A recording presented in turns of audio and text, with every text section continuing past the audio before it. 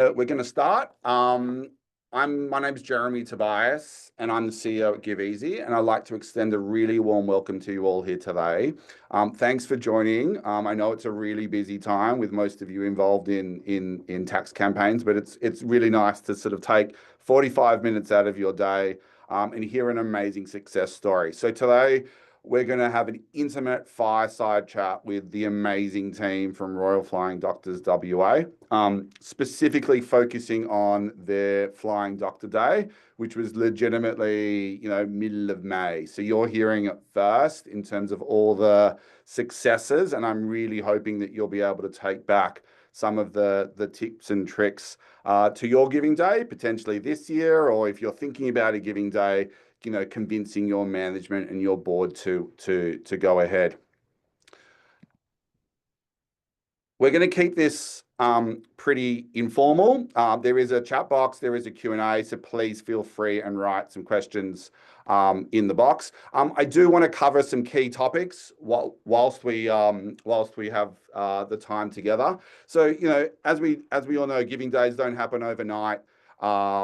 Lots of planning is involved, and we're going to hear the journey that the Royal Flying Doctors team has been on. This is the 5th giving day that they've embarked on. So we're going to hear about the growth, and we're also going to hear about the steps that they took leading up to the giving day to make it a success. We're going to talk about the channels, how they actually raised that $1.6 million, like in incredible effort.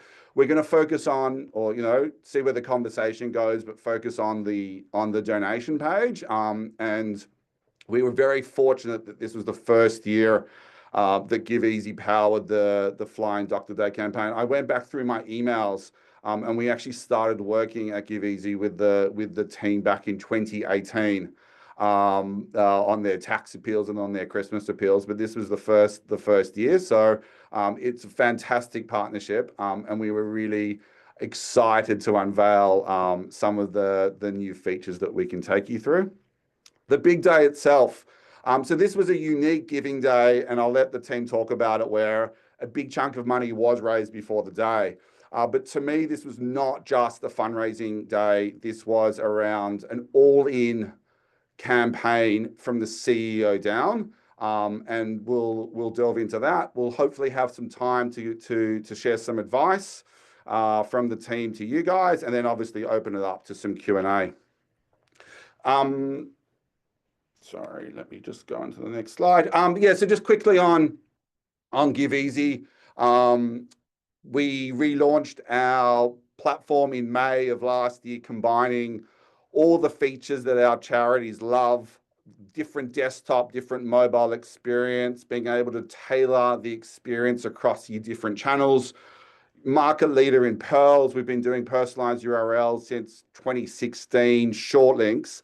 And then we combined it with an unbelievably flexible back-end editor, allowing you to design your pages as you see fit with your brand and your text and your images, combining with page automation that we'll cover today, with a supercharged analytics. So really excited to showcase you some of the features today. But with that, I will pass it over. I'd just like to introduce the team, the amazing team that we feel really privileged to work with. We have Cath Petsos, who's the head of fundraising and philanthropy, Michelle Barber, who's fundraising campaign lead, and Laura McLean, who's communications and marketing lead. And I might just hand over to them very quickly to introduce themselves to you.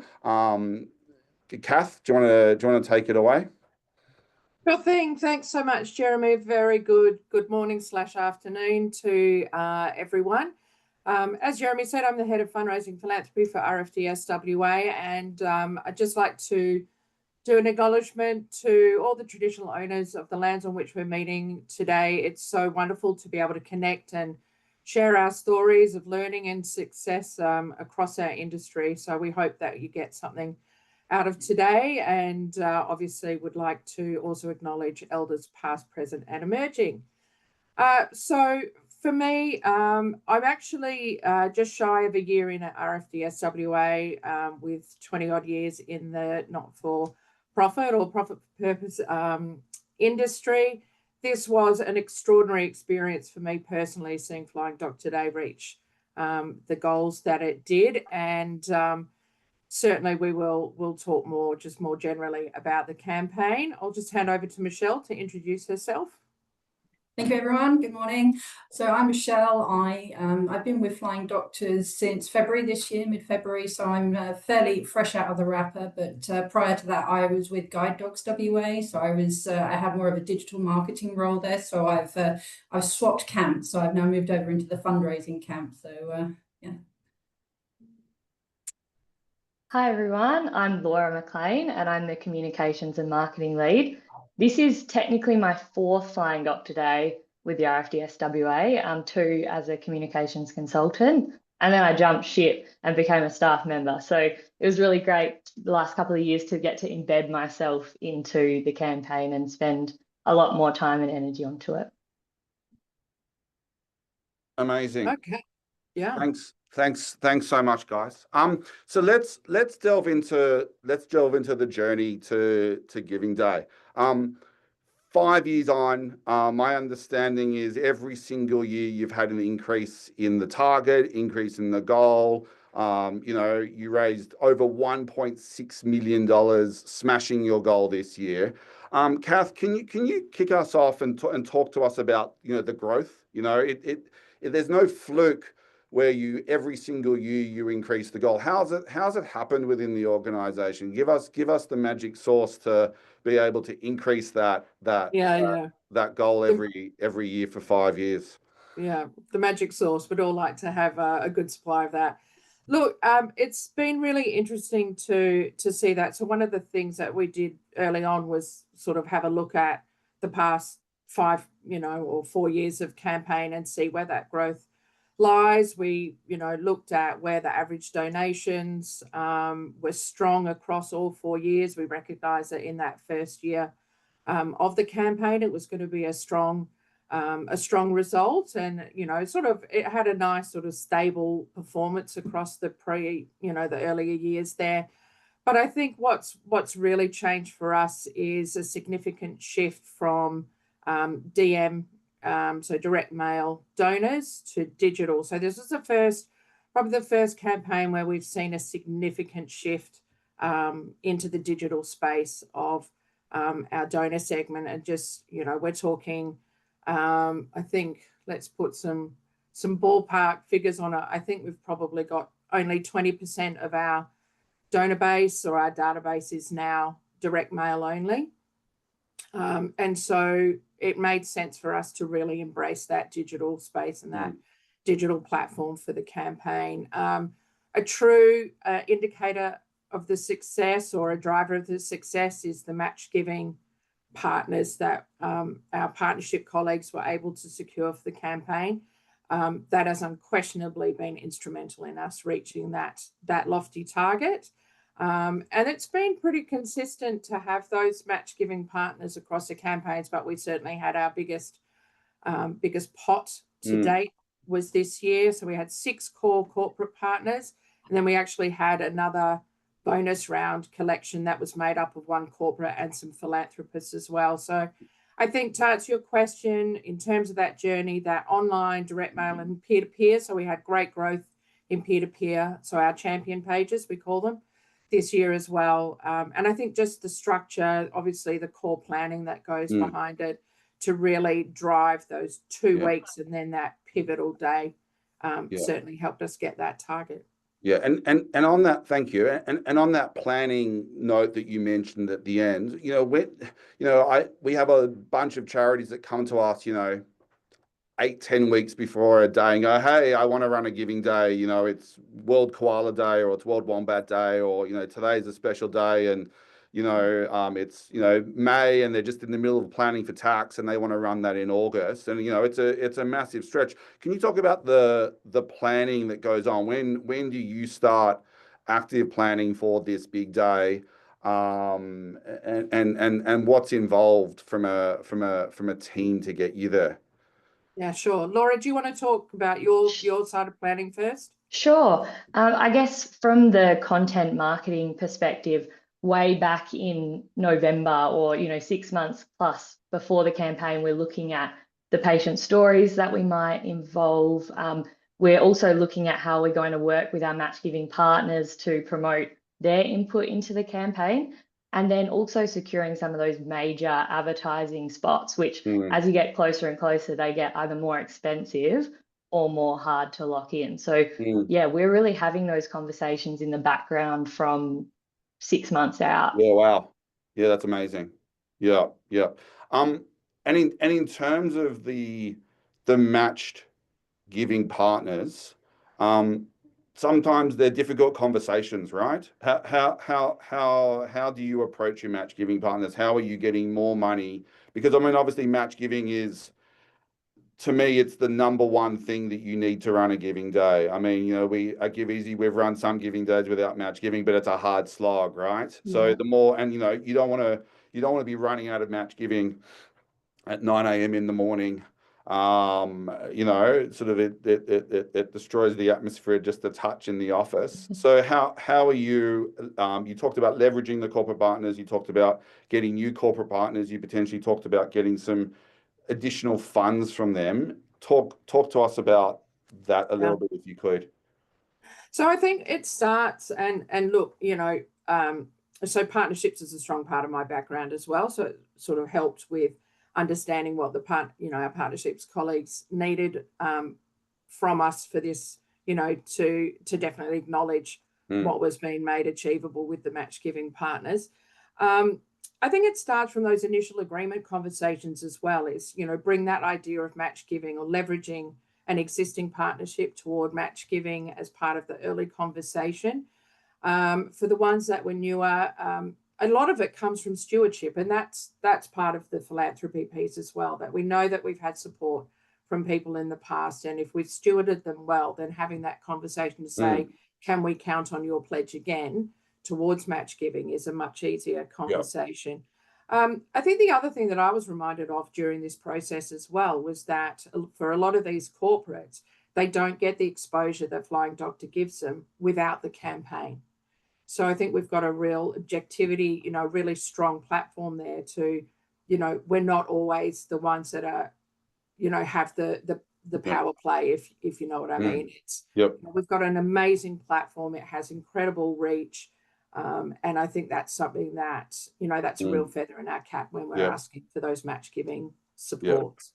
And definitely something that we've grown over the years too. I remember in the beginning, it was just, a logo on our socials for recognition, but we've worked with the existing match giving partners to really build up, how can we help promote you and also the reason that you choose to support the RFDS. So we've kind of tried to work with them as a bit of a team. So there's something in it for them and for us. And I think that's helped our partnerships team as well sell jumping on to the campaign, because they've got this long list of kind of obligations from our part.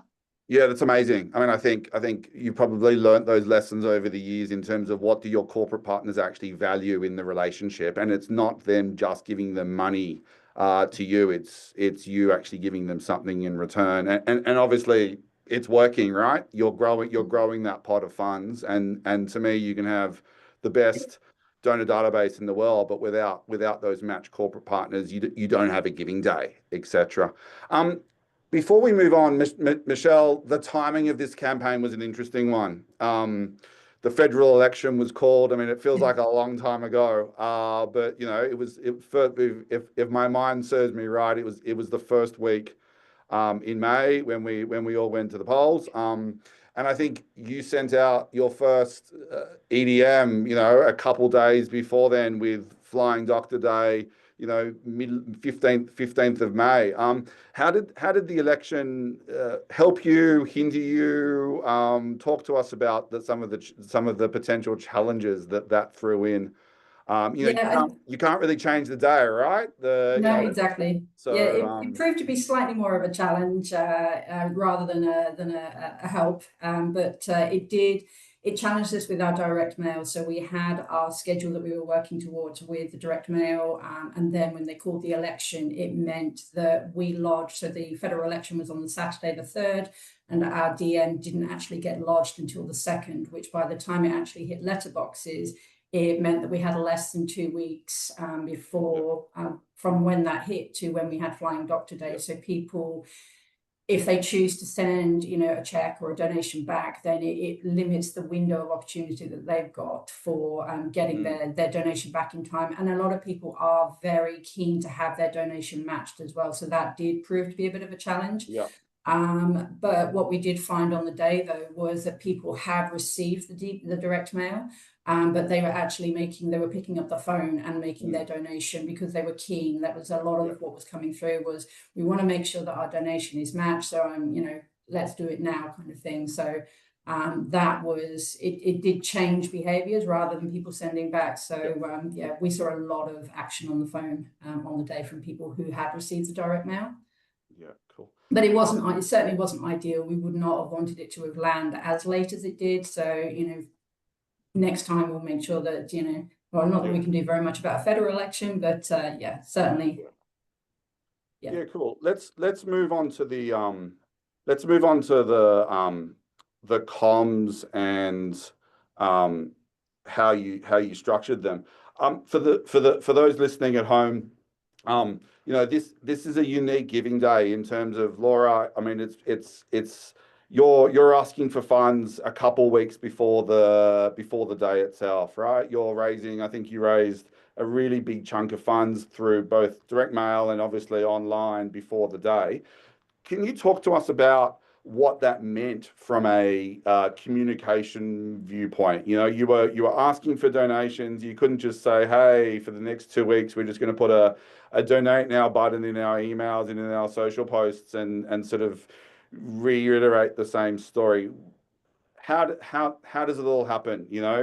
Flying Doctor Day, 15th of May, first emails going out on the 29th of April.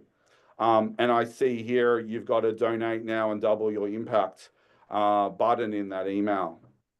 For sure. I kind of look at how we send out the EDMs in two sort of blocks. And we found this last year as well, that it was that urgency messaging that saw a really substantial value in donations, but also number of donations. So this first few sections and the first 3 EDMs from the 29th to the 13th of May, I kind of consider them as more touch points. It's a more soft ask, but really we're telling stories and we're helping to keep Flying Doctor Day front of mind. And if people want to donate, that's great. But I know that we found last year we did a similar sort of thing, but really each EDM was only bringing in maybe $3,000, whereas this year we saw a really big jump, and each of these first 3 touchpoint EDMs brought in almost $20,000 each. So there was just, I think people were really willing to get in early, and to Michelle's point, they really love that urgency of the you've only got a short period of time to double.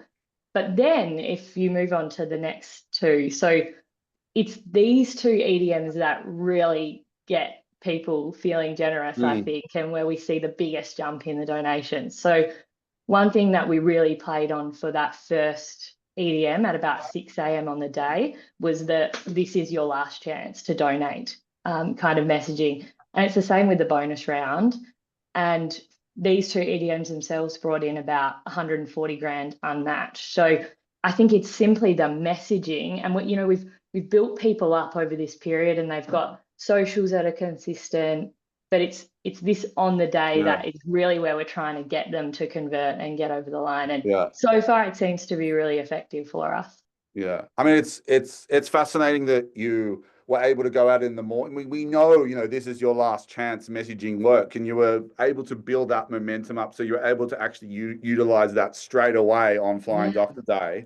And the results speak to yourself. In terms of what else you did, this was a completely multi-channel digital approach, where at Give Easy we're always big believers in, organic social may not bring in the most number of donations, right? But the person that's receiving the email potentially goes to the social page and goes, "Hey, yep, this is real. This is happening."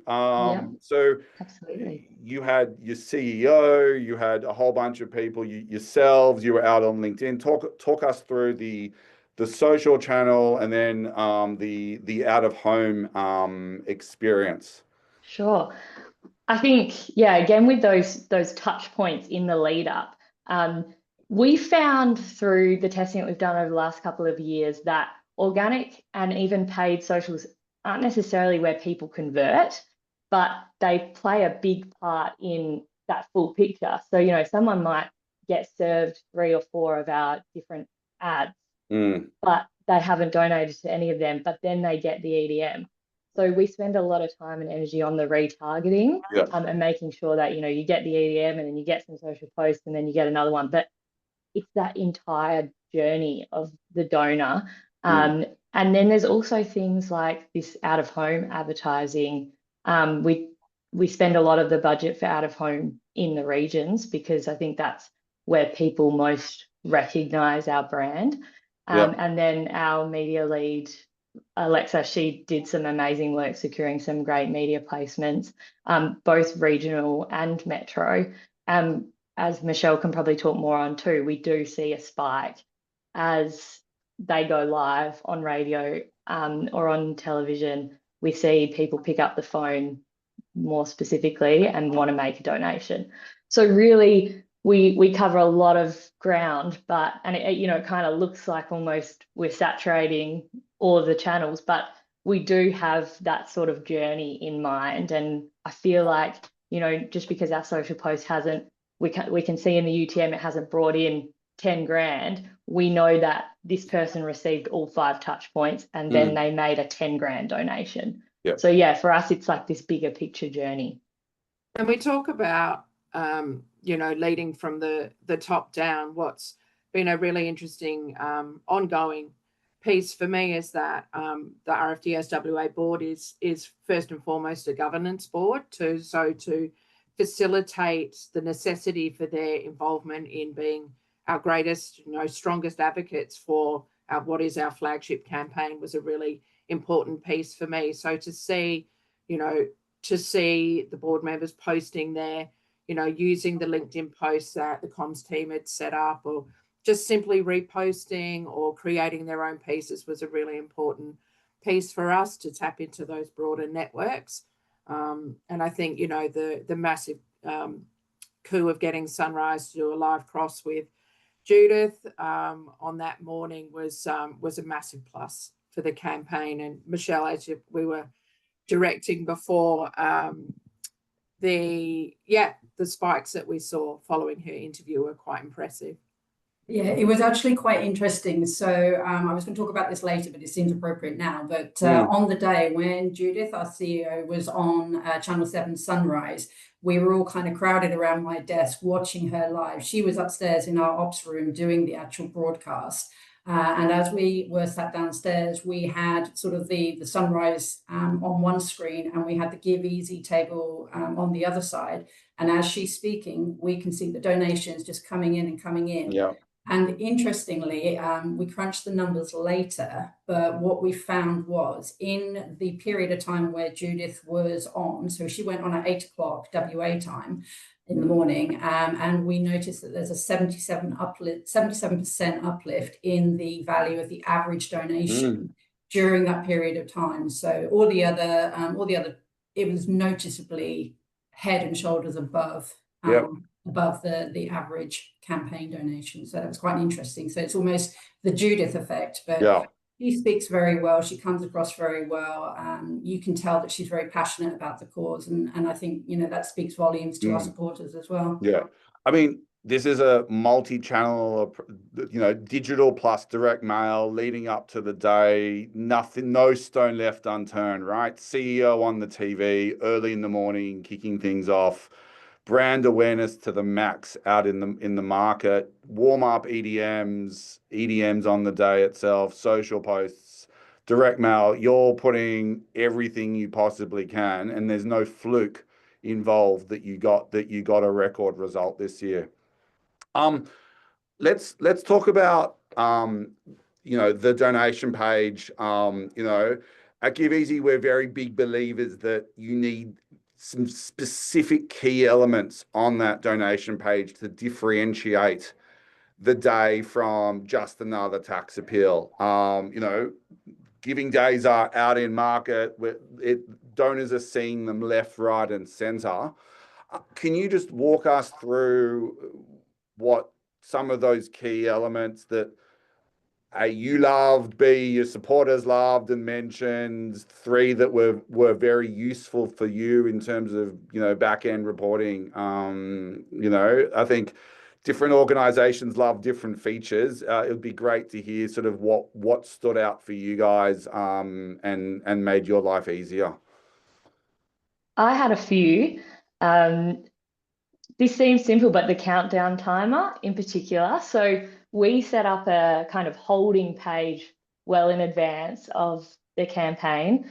And what that meant, and you can see it's that one on the left, what that meant was our team and our partnerships team and on socials and everything like that, we could be sharing the campaign page, and it had a countdown timer that counted down to when donations would start to double. So that just meant that we could really go hard with the link and get people excited for it, build momentum. And it was almost kind of like this anticipation for when it would go live. So I really think we utilize that feature across quite a few of our pages, because we also used it, if you flick, sorry, one slide, there you go. We also used it on the day to then count down for when donations would stop doubling. So I think I really liked that we had the chance to use that in a couple of different ways and tailor it as well to be with different deadlines that we were counting down to. My personal favorite feature was the performance dashboard. It was really a game changer for us, because it meant that as we were posting things on socials or experimenting with a different approach to what the content was that we were sharing, we were getting live results more than just reach and impressions. We were seeing conversions. And this is something that not only helped us kind of pivot our strategy in real time, but also means that next year, for example, we've got all of this really valuable data that helps us to understand, as I say, where the sweet spot is, where people are making the decision to put in their card details rather than just click a link and things like that. So they were definitely my favorites. With the domain, for example, I like that for Flying Doctor Day, we really kind of treat it as a sub-brand. So we've got the characters that all of a sudden from nowhere, they are the stars of the show, and we've got that flyingdoctorday.com.au. So it's really kind of a streamlined, get people onto the donation page. That's basically our website when it comes to Flying Doctor Day. That's the only place we're pointing people. So yeah, we really kind of get to build up this new little brand, which, for any marketer in particular, it's fun to have something different to play with for a while. I know, Michelle, you can probably talk a lot to the champion page and that feature. Yeah, the champions pages were really, really good. I mean, it was very, very slick. It was super quick for people to sign up. It was just input your email address, a couple of other details about who you are, what your target is, and that was it, job done. So people, less than 2 minutes, they could sign up, and they were. And we actually had about 22 champions this year, which is a lot more than what we had last year. I mean, next year, obviously, we'll build it up even further. And yeah, they just loved how simple it was. And certainly for me as well, looking behind the scenes, one of the pages I actually needed to identify who made the donation. So it was part of our internal strategy, internal team strategy, that we had a prize draw, so as an incentive for staff to get behind the campaign as well. We had Seashells, the hospitality resort. They donated a voucher for 2 nights at one of their resorts. And so as an incentive for our staff, if they kind of got behind the campaign, made a donation, then they were entered into the draw to win this voucher. So it was important for me to be able to identify who had donated within the team, because we've got 150 people across all 5 bases. So I needed to find out, who had done it, and also how many entries they had. So we did it as an increment. So for every donation they made, they would get an entry in the draw. So it was important for me to be able to see how many entries they had, so I could then make that draw. And that was something that the champions page allowed me to do. So it was great.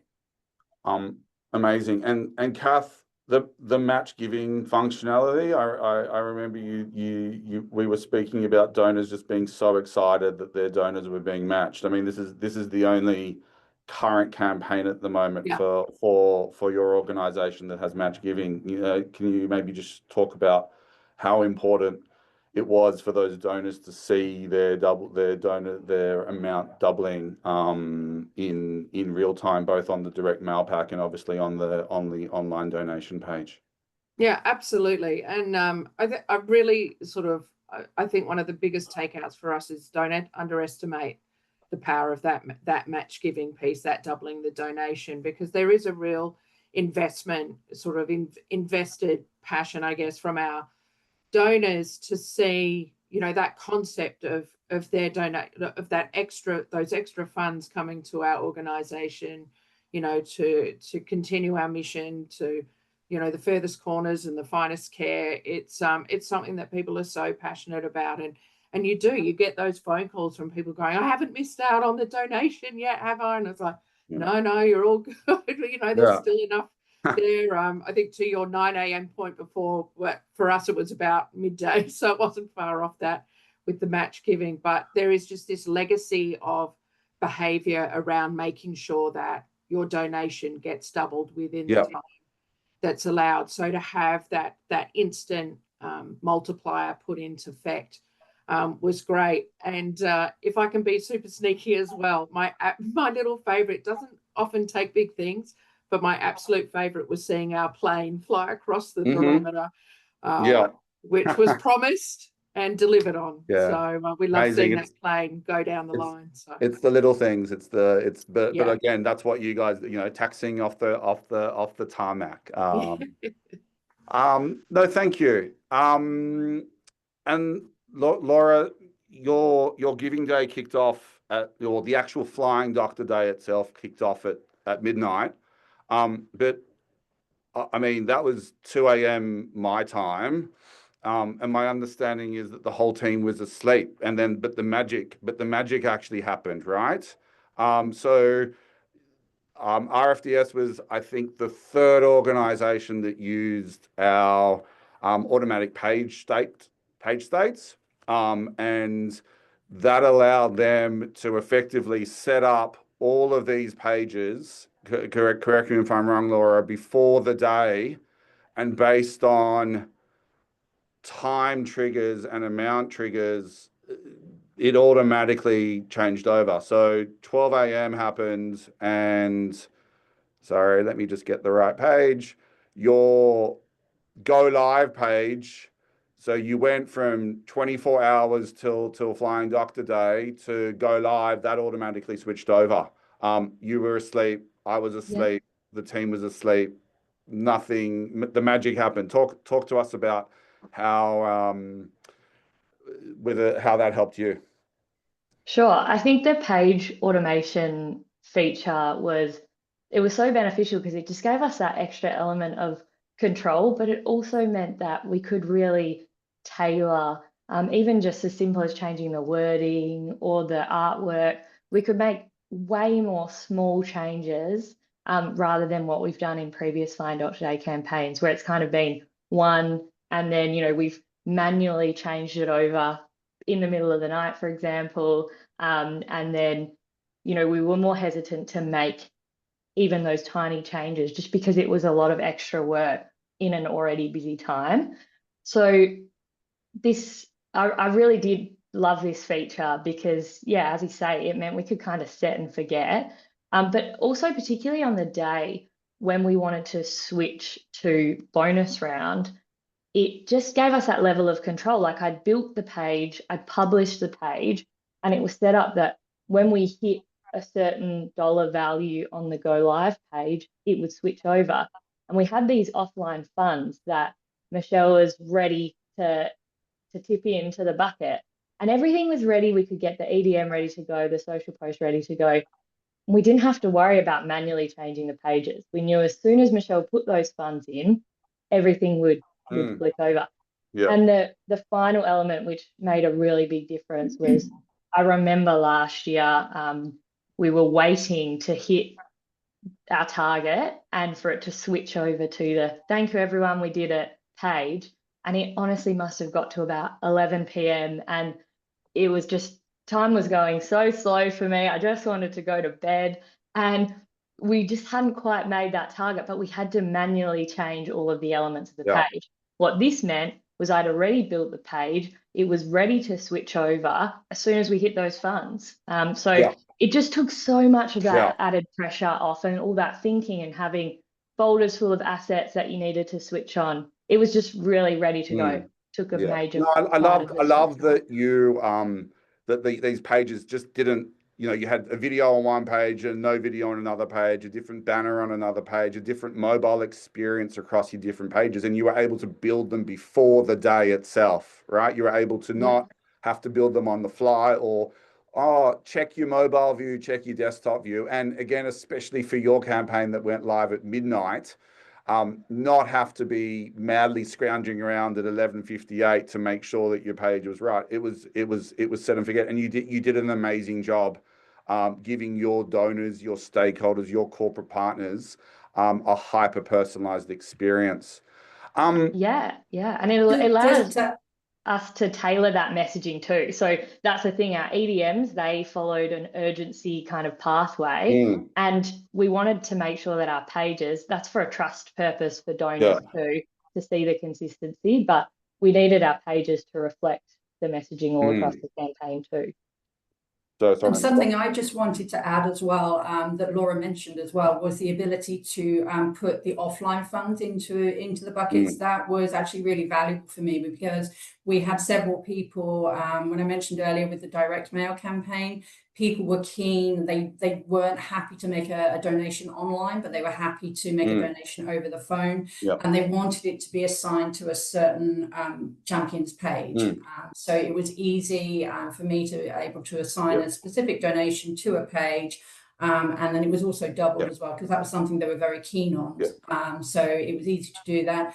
And it comes in the back end, it's said, it's listed as an offline donation. So you can very easily slice and dice the data to take them out of the equation, you know, for the online donations versus the offline. So that was a really good functionality for me. And I just wanted to give a big shout out. Like, there's a saying that obviously the best ideas come from outside the organization.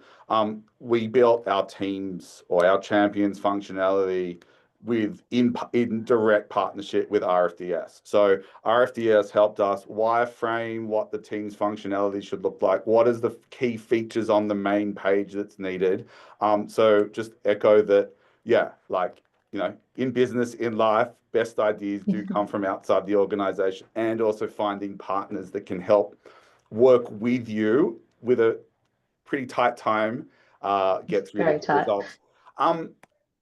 Let's talk about the day. So we alluded to your amazing CEO and the board, and that this came from the top down, and it started, you know, 6 a.m. in the morning, CEO on TV. You know, I alluded to earlier that this was not just a fundraising campaign. This was a brand awareness campaign. This was an all-in staff campaign. Can you talk to us about the momentum within the organization, within the bases, you know, that exuded out? I'm always a very big believer that a giving day is not just for fundraising. You know, it's normally doesn't do as well if it's, oh, well, that's fundraising is for tax campaigns. Fundraising and marketing is for, you know, a gala dinner. A giving day, the successful giving days that we've been a part of at Give Easy, top down, everyone stops. You know, some organizations, you know, there's service delivery that can't stop, but they're aware of it. Can you talk to us about how that happened and how that has happened over the years within your organization? So this was sort of very much something that I took on. So we started back in March with an internal campaign. So we've got various internal channels that we use. We've got kind of an all-staff email, and every month the CEO there, Judith, you can see, she does a stand-up update. So she talks to the entire organization about what's going on. And so we started to feed them into her to kind of lay the tracks for staff engagement sort of way back in March. And as time went on, we ramped it up. So we had things like a staff photography competition, which you'll see some pictures later. It was very much a party atmosphere on the day. So we had the shot on the tarmac with the 3 different aircraft there. So it was very much like herding cats, but we got there in the end. It was great fun. Everybody loved being part of it. Prior to the day, we had some Instagram frames that we'd sent up to all of the different bases. So we've got 5 bases in total across WA. So it was very much, it was about building relationships with the crews who are remote to us. We don't tend to see a lot of them very often here. So it was important to build the relationships by email and by phone, and, you know, getting their buy-in into the day as well. And as you can see here, you know, Kalgoorlie, they did this whole photo shoot. They've got the Instagram frame. Mika Thara, they got out on the tarmac with their little tug thing. Everybody was just completely behind it. You know, they shared photos on their socials, and then we in turn shared it internally. And certainly for us in Jandakot, we had food trucks on the day, so we'd allocated a staff lunch. So there was food trucks at the front. We on the day we had streamers. We had in the run up to the day, one of our team members, she calls everybody Lovey, so she took on the role as DJ Lovey. So we had a Spotify playlist that everybody was contributing to. So this was just to be played in the office during the day, just to increase the fun party atmosphere. So there were blue and red streamers, there was cheerleader pom-poms, we had this Top Gun theme playing, we had Fly Me to the Moon, there was music everywhere. People were just really getting behind it. Our office was a bit of a cut through to the outdoors, so everybody, when they came through our office, you know, they kind of were swept up in the whole kind of party atmosphere, and people loved it. So we had food trucks at Perth, they had caterers up at Broome, and some of the other bases where they have slightly less staff and catering wasn't really an option. We sent little goodie hampers up to them with you know, vouchers so they can get some non-perishable goods, and so they all loved it. They got behind it and they felt part of it as well, as much as they could do, being, you know, a few thousand k's away. So we had at the staff lunch in Perth, we actually had one of our 3 patient stories. So we had Adele, she was our guest of honor at the lunch. She was one of the 3 stories. She loved being there. And what was really nice as well, one of the retrieval nurse who was actually on her retrieval, on Adele's retrieval, she was there too. So it was very much it was a great connection to course for everybody who saw the 2 together. And they were just kind of talking through what happened on her retrieval flight. So she was very grateful to be here. She loved being part of our celebrations, and yeah, it was great to have it here as well. Amazing. Like this is to me an example of all in, the whole organization is in. There is activations all over and everyone's living and breathing it and talking about it. It's not just fundraising and marketing and comms. It's top down service delivery, and everyone's excited about you hitting the goal. You know, I'm conscious of time. You know, we could talk about this campaign for the next 45 minutes. There are also a bunch of questions that I would love to get to. So maybe what I'll ask is each of you, just in terms of some advice, you know, a wide range of different people tuning in from home, which is absolutely amazing. One piece of advice from each of you to talk about, you know, anything about the current campaign, what you're looking to do next year, to try and give one word, one pearl of wisdom each, before we get to the questions. Cath, do you want to start? I think you're on mute. There's always one. Might as well be me. no, look, thank you again for the opportunity. And I can say I've just been keeping an eye on the questions there as well. So if we do have time, we'd love to be able to answer those.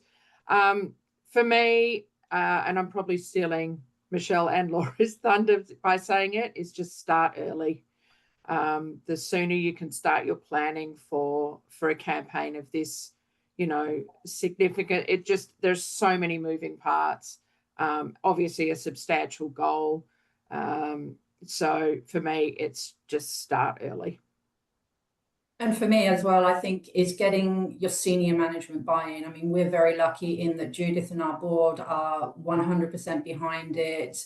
And I think that is key to getting engagement, both internal and external. So, things like the sunrise and the fact that Judith was mentioning it through her updates just gets everybody on board, and that it's okay to be part of the day as well.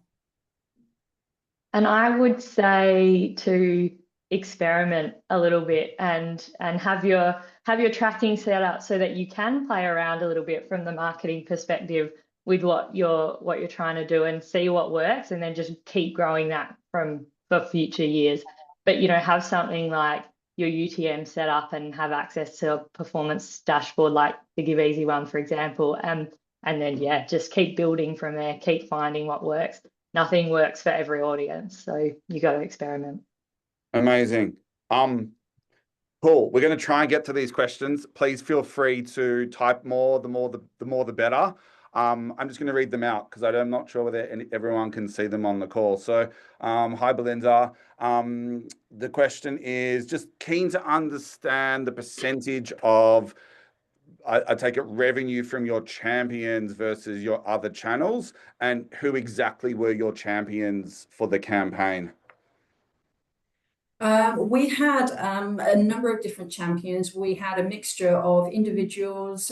We had some corporates. So we actually had a tie-up with Red Dot. I don't know if you have them over East, but it's like a budget kind of reject kind of store.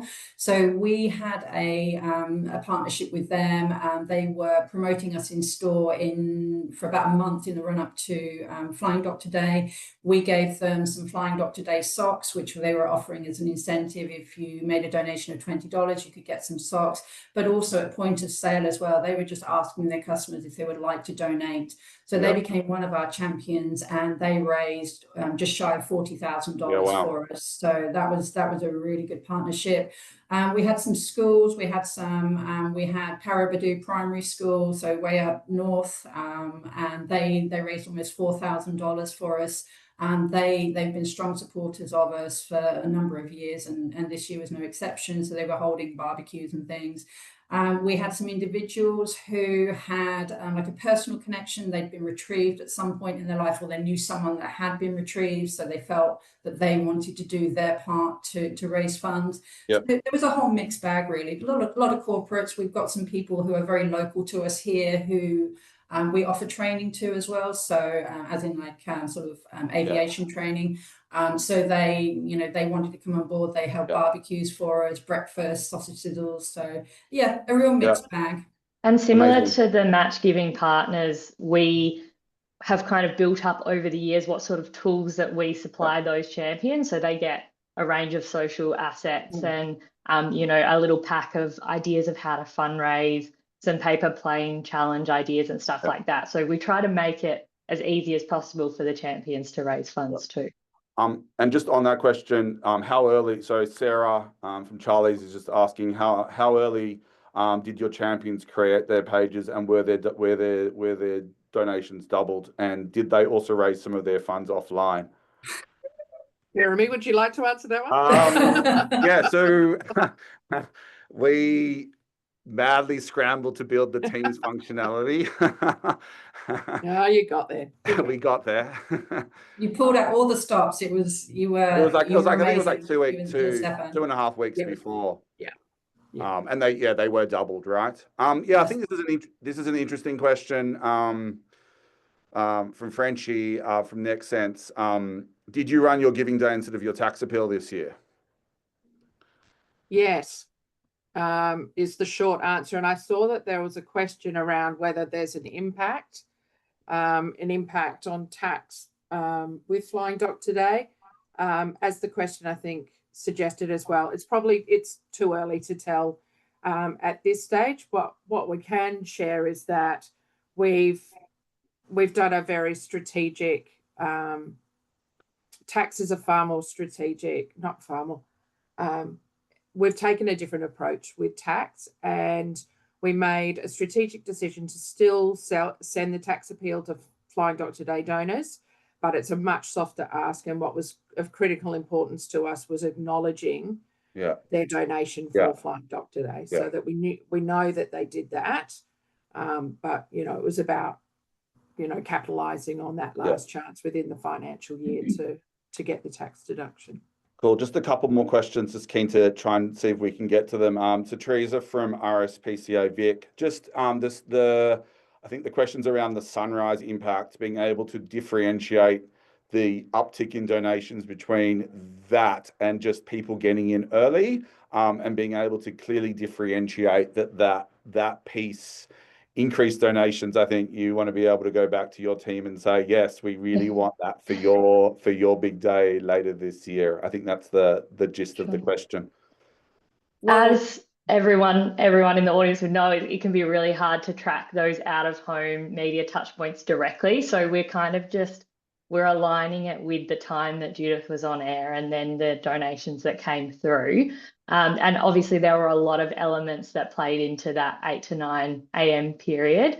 But really what we've seen, I remember particularly last year too, our CEO was on a radio station and we had a huge influx of calls around that period, and people were saying, I heard your CEO on the radio. So we do rely a lot on people to actually tell us themselves that that's what inspired them to donate. But again, I think media plays a really significant part as a touch point for us, as one of those things that you're driving in the car, you hear our CEO on the radio, and then you also see the social post, and then you also get the EDM. So really, it's just a really strong touch point, and builds that trust too, hearing someone's voice. Cool. I'll let you answer this question. What platform is the website built on? Give Easy, of course. Thank you. Dane from the Kids Cancer Project. Just talk, really, really interesting with checks being phased out. Was this an opportunity to push donors online and give them the opportunity to experience online giving if they haven't experienced that? Like obviously your traditional donor database moving very, very rapidly to direct mail, to digital, but still have that potential challenge with checks going.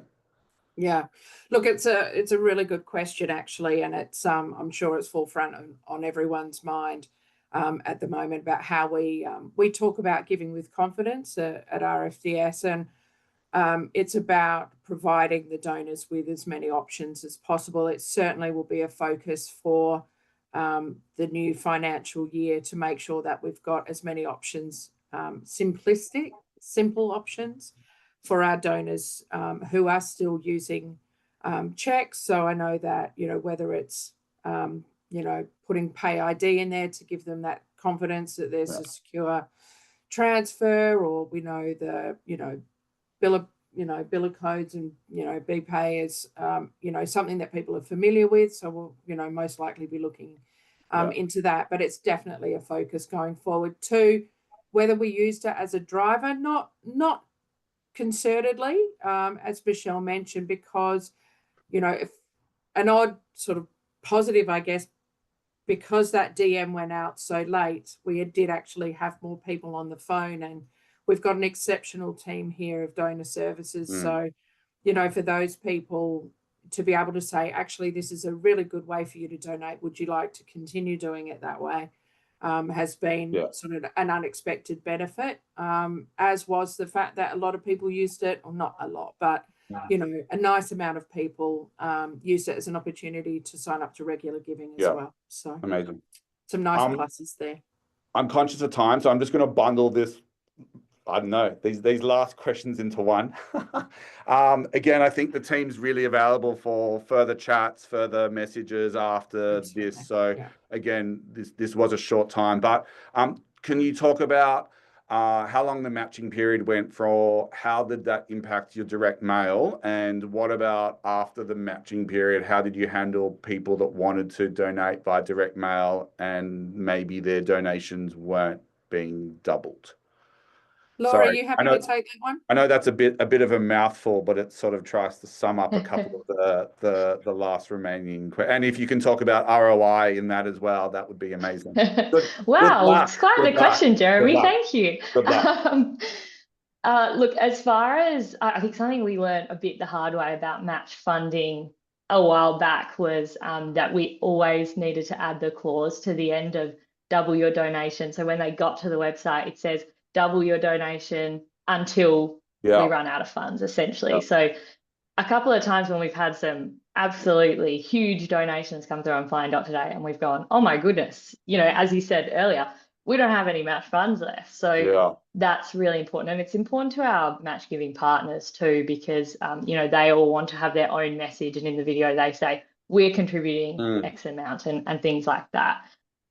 So the matching period actually started as soon as we switched from the holding phase, the holding page on Give Easy, which actually was probably the last week of April, I think. So really we had about 3 weeks, but that first week was very passive.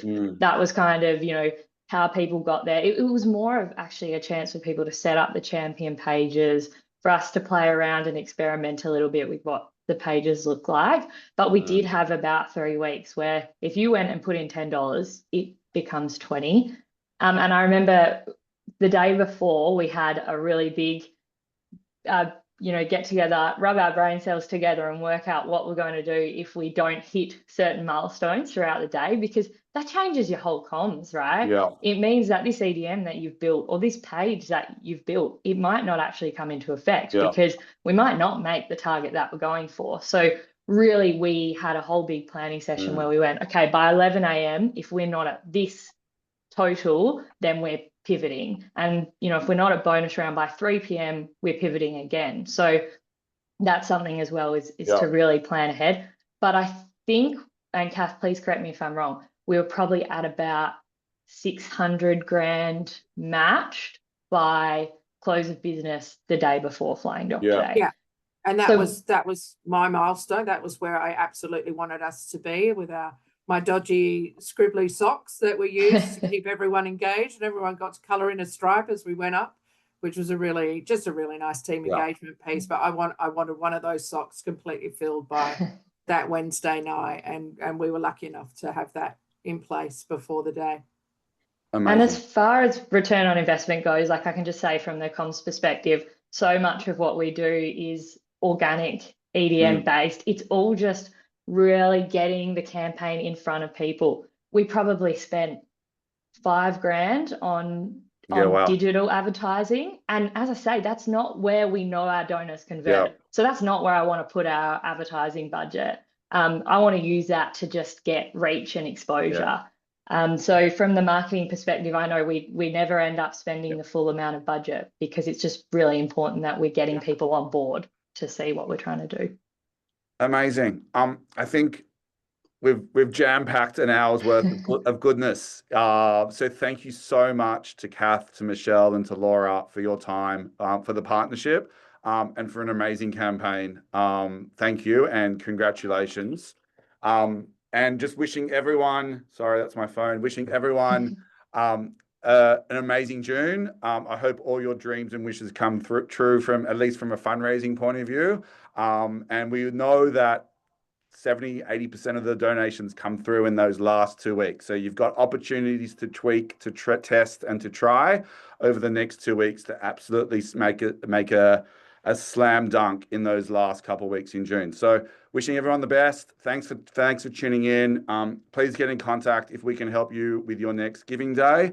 And I hope today's session has been great and magical, and a welcome relief from tax. Thanks, guys. Take it easy. you. Thanks so much, everyone. Thanks, Jeremy.